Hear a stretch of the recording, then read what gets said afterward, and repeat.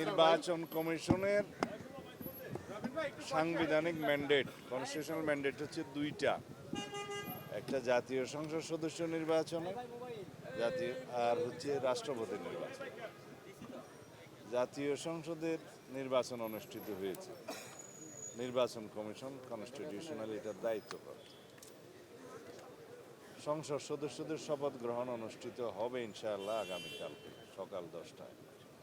এটাও সাংবিধানিকভাবে স্পিকার অথবা deputy speaker available না থাকলে বা তারা অপারগ হলে বা তাদের মনোনীত প্রতিনিধি যদি না থাকে, সেই ক্ষেত্রে দ্বিতীয় অপশন হচ্ছে প্রধান নির্বাচন কমিশনার শপথ পাঠ করাবেন।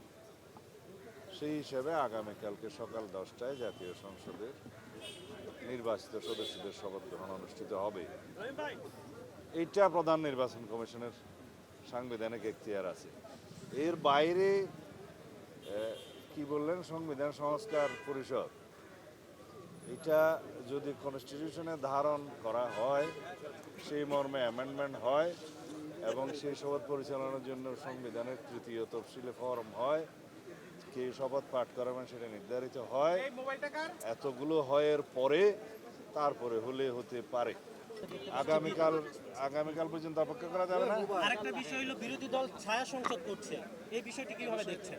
বিরোধী দল ছায়া সংসদ করার এই সংস্কৃতি উন্নত বিশ্বে আছে, যদি তা করে সেটাকে স্বাগতম জানাই। তাহলে এখন কি আমরা কবে নাগাদ জানতে পারবো মন্ত্রিসভা কার আছে? আপনি আইনমন্ত্রী হচ্ছেন এমন কি শুনতে পাচ্ছি? সমস্ত প্রশ্ন আমি শুনি নাই, ধন্যবাদ।